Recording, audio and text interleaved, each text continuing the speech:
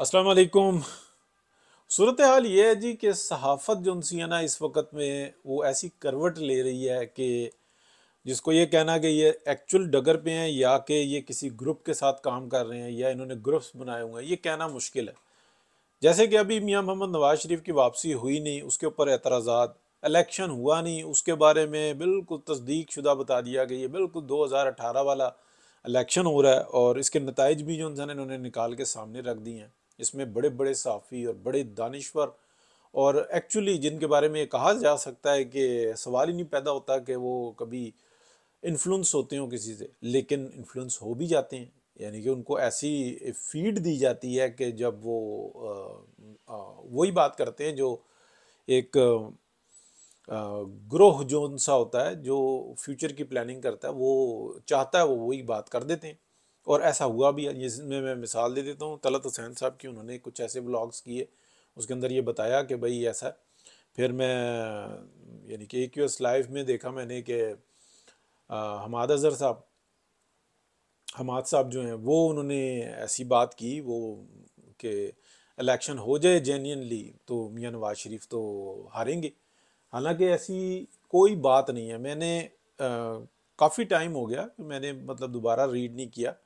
ये जो सर्वे हो रहे होते हैं ना, ये वीकली बेसिस पर हो रहे होते हैं इस वक्त में, या आप कह लें कि हर वीक के बाद एक रिपोर्ट आ रही होती है। ये डिजिटल अंदाज से होते हैं। ये आजकल सर्वे ऐसा नहीं होता कि कोई पेपर्स लेके कोई जाता हो और किसी की कोई राय पूछता हो। ये बहुत साइंटिफिकली होता है और थ्रू आप कह लें कि ये जो कम्युनिकेशन होती हैं इनके थ्रू हो रहा होता है। अब ये किसी को अच्छा लगे या बुरा लगे, आप कोई साबुन लॉन्च करना हो, शैम्पू लॉन्च करना हो, कोई चीज़ करवानी हो, यानी कि ये जो कॉरपोरेट्स हैं जो ये उनसे लेते हैं, रिपोर्ट्स लेते हैं और वो एग्जैक्टली रिपोर्ट देते हैं, उसी के मुताबिक वो अपने काम कर रहे होते हैं, कामयाबी हासिल कर रहे होते हैं। ये दौरे हाजिर का ना एक टूल है।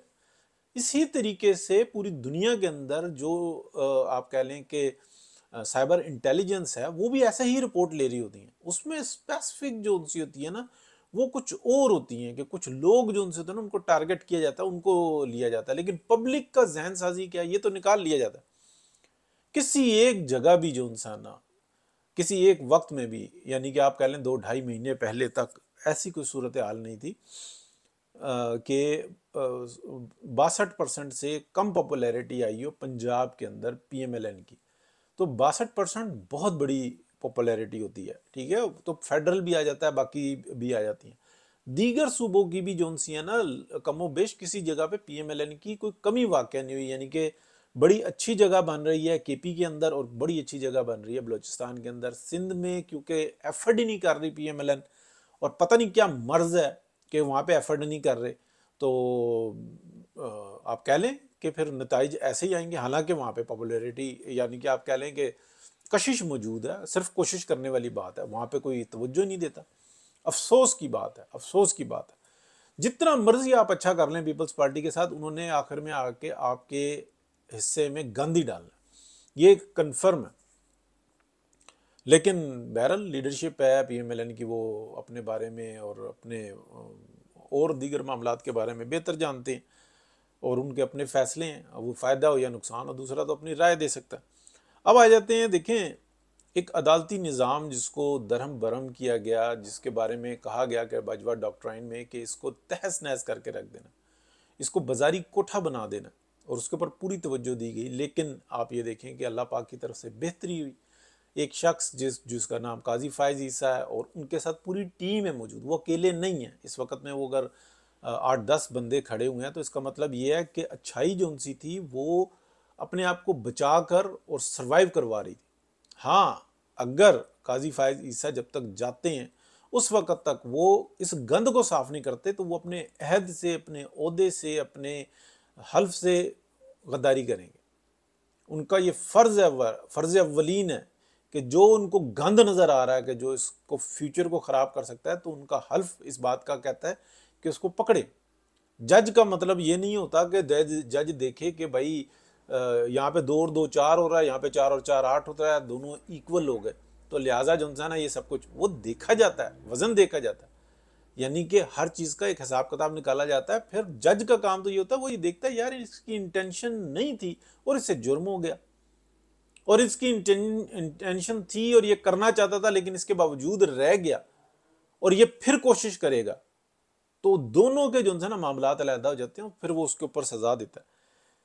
देखें, अभी जो निज़ाम या सियासी हलचल है ना, वो शुरू नहीं हुई, बिल्कुल वाज़े हो चुका हुआ है, बिल्कुल वाज़े। शहबाज शरीफ साहब ने 2 दिन से एक्टिविटीज़ शुरू की हैं, उनकी जो ज़बान है, जो उनके अल्फाज हैं, वो सब कुछ बता देते हैं। वो बिल्कुल वाज़े तौर पर ये कह रहे हैं कि मियाँ नवाज शरीफ वापस आ रहे हैं, मियाँ नवाज शरीफ को वोट दो और फिर उसके बाद मैं वज़ीर आज़म बन जाऊँगा और मेरी स्पीड ही बहुत है। कोई शर्म नहीं आ रही उनको कि यार मैं ये बताऊं कि 16 महीने के अंदर मैं मामलात को कंट्रोल नहीं कर सका, जो मेरा फर्ज था मैं उसको अदा नहीं कर सका, मेरे ऊपर बहुत ज्यादा बोझ था, पार्टियां बहुत सारी थी, मेरा तजर्बा नहीं था और मैं इस सीट के लिए अहल नहीं हूं।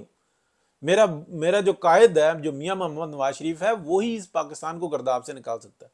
लगे हुए हैं जनाब कि मैं बस, अच्छा असल में अंदर की जो चालाकी है ना, वो ये छुपा नहीं सकते, क्योंकि ये ना पॉलिटिकल कोई मूव कर सकते हैं, ना ये पॉलिटिशियन है, ये एक एडमिनिस्ट्रेटर है, इससे ज्यादा तो कुछ भी नहीं है।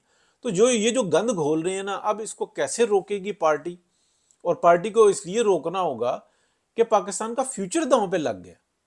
यानी कि क्या ख्वाजा साद रफी, ख्वाजा आसिफ, शाहिद खाकान अब्बासी, चौधरी निसार अली, इनके कुछ तजादात कुछ छोटे से हैं आपस के, बड़े बड़े हैं, लेकिन चौधरी निसार अली भी जो है ना, उनको भी करीब लाना चाहिए। उनको जो सजा मिली, उन्होंने जो कुछ किया गलत किया, ठीक है, लेकिन फिर भी जो है ना दिल बड़ा करके पास लाना चाहिए। लेकिन अगर कहें कि शहबाज शरीफ साहब के होते हुए, तो उनका तो एक ही जो है ना वो रास्ता नजर आता है उनको कि भाई की पक्की पकाई मैं खा लूं, और फिर भाई खा लो, क्या आपके अंदर वो अहलियत है? एक बात, आखिरी बात मैं करूंगा और बड़ी जबरदस्त करूंगा। कुछ लोगों ने व्लॉग्स किए और कुछ बड़े बड़े सहाफ़ियों ने व्लॉग्स किए कि शाहिद खाकान अब्बासी की हालत तो शहबाज शरीफ से भी गई गुजरी थी। ये बड़ी ज्यादती की बात है। शाहिद खाकान अब्बासी उस वक्त में वजीर आजम बने थे जिस वक्त में एक एक मेजर और कर्नल वो भी सर पे सवार हुए थे मिनिस्टर्स के, प्राइम मिनिस्टर के, यानी कि वजीर दाखिला की 2 टके की नहीं थी। जो कुछ हुआ चौधरी एहसन इकबाल के साथ वो हमें पता है, तारीख का हिस्सा है। तो ये तो फ्रंट पे नजर आ रहा है कि एक जनाब आप कह लें कि जो सिक्योरिटी ऑफिसर है जो रेंजर्स का, वो ही नहीं मान रख रहा, वजीर दाखिला को कहता है तू कौन है भाई, फिर वो जारा शोर मचाता है तो उसकी दाद रसी होती है तो वो अंदर घुसता है। इस हद तक तो पाकिस्तान को हाईजैक कर लिया गया था। उसके अंदर शाहिद खाकान अब्बासी ने जो एफर्ट हो सकती थी वो की। और शायद ये अपना दूसरा शहबाज शरीफ साहब, मेरी स्पीड ही बहुत है, मैं सुबह 5 बजे उठ जाता हूँ, मैं मैदान में पहुंच जाता हूँ, मैं 4 बजे घर से निकल जाता हूँ। भाईजान, आपके घर से निकलने से फर्क नहीं पड़ता, आप एक मुल्क को जो है ना सिर्फ रेस्क्यू कर रहे थे, ये रेस्क्यू गवर्नमेंट थी, उसको एक्सेप्ट करो। और पीपल्स पार्टी जो आपके साथ कर रही थी, आपके मुंह में अल्फाज नहीं है कि आप बता सकें कि यार ये हमारे साथ इन लोगों ने ये किया, मैं इनके कहने पर चल रहा था, भाई की बात जो होती थी वो मैं इनको बताता था, उनसे राय लेके चलता था जी। अगर मैं गलत कह रहा हूं तो बताएं, ये सब कुछ आंखों के सामने हुआ। तो ये कंपेयर करना, शहबाज शरीफ इंतहाई नाहल हैं इस सीट के लिए और इंतहाई काबिल हैं वजीर आला पंजाब के लिए, ऑनेस्ट हैं बिल्कुल। तो मैं पूरे यकीन के साथ कह सकता हूं कि अगर वो अगला सफर करेंगे ना ऊपर वाला, तो वो कामयाब है, क्योंकि उनमें अकल समझ इतनी है। बाकी वो अभी फिर जो इंसान है उनको कोई एहसास नहीं है, और जिस तरीके से पब्लिक में आए हैं ऐसी गोलमोल बातें कर रहे हैं, मेरा भाई आ रहा है फिर हम मिल के खदमत करेंगे, यानी कि फिर मैं वजीर आजम बन जाऊंगा। उनका शौक है वजीर आजम जो इंसान है वो अब ठंडा नहीं हो रहा और ना वो होगा लगता है। तो ये कंपेयर जो इंसान है जो कर रहे हैं, ज्यादती कर रहे हैं। शाहिद खाकान अब्बासी ने ना कोई प्रोटोकॉल लिया हकीकत में, वो अपनी गाड़ी भी खुद ड्राइव करके आते थे और जाते थे, ना प्राइम मिनिस्टर हाउस के अंदर रुके, और उन्होंने जो हो सकता था वो बचत की। पॉलिटिशियन यही होता है। मियां मोहम्मद नवाज शरीफ को मतलब मुसलसल इस वक्त में, जो मैंने स्टार्ट में बात की कि मीडिया का अपनी एक एजेंडा है, भाई इस टाइम में क्या लड़ पड़े। मियां नवाज शरीफ ने इस हालात को तो सामने कर दिया कि मीडिया के ऊपर नाम लेके जर्नलों के और इस वक्त में शिकायत लगाई जा रही हैं, और उनके ऊपर इतना प्रेशर तो बिल्डअप कर दिया कि वो इस चीज को भी रोक नहीं पा रहे।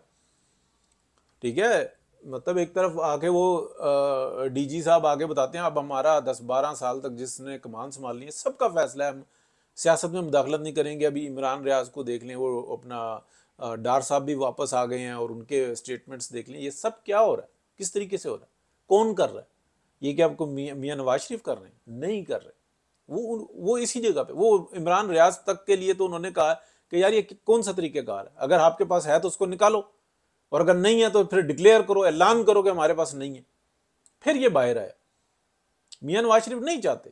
और मैं वो जो तारीखी जो बात है वो मैं बता चुका हूं कि जब सितंबर 2021 में जो राब्ते किए गए और उसमें मियां साहब ने जब ये हो गई, अक्टूबर में चलते रहे, फिर नवंबर में जो सदाना कुछ हुआ, अक्टूबर में एविडेंसेस दिए गए, दिसंबर में मियां साहब ने कहा पीछे हट जाओ, कोई मदद नहीं मांगी। उन्होंने कहा आप पीछे हट जाओ, आपने मुदाखलत नहीं करनी। और उसके बाद सारे मामलात पलट के रख दी, हुकूमत संभाली। लेकिन फिर बाजवा साहब और इमरान आपस में देख लें गठजोड़, ये उन्होंने अपनी जबानों से, ये होती है अल्लाह पाक की तरफ से करम नवाजी, दोनों ने, आर्मी चीफ जनरल बाजवा ने और इमरान खान वजीर आजम ने, जो गठजोड़ कर रहे थे और एक दूसरे के ऊपर लान तान कर रहे थे बयान, उस वक्त में अंदर से कैसे मिले हुए थे, एक दूसरे मतलब की गवाहियां दी हैं। और मियां नवाज शरीफ के ऊपर क्या किया, भाई के सामने भाई को खड़ा कर दिया। मियां साहब ने कहा ठीक है, हर चीज के कुछ जवाबदेही यही है। एक तो हलफ देते हैं, ऐलान करते हैं कि हमारा सियासत से कोई ताल्लुक नहीं रहा और नहीं होगा, सब तहस नहस। ये है हकीकत, ये है सच्चाई। तो बात करते रहेंगे जी हमेशा की तरह। व्लॉग लंबा हो गया, सब्सक्राइब आप कर दें तो आपकी मेहरबानी, लाइक कर दें, कमेंट कर दें तो क्या ही बात है, बेल आइकन बेशक ना दबाएं, आपके पास फिर भी पहुंच जाएगी वीडियो। थैंक यू, अल्लाह हाफिज़।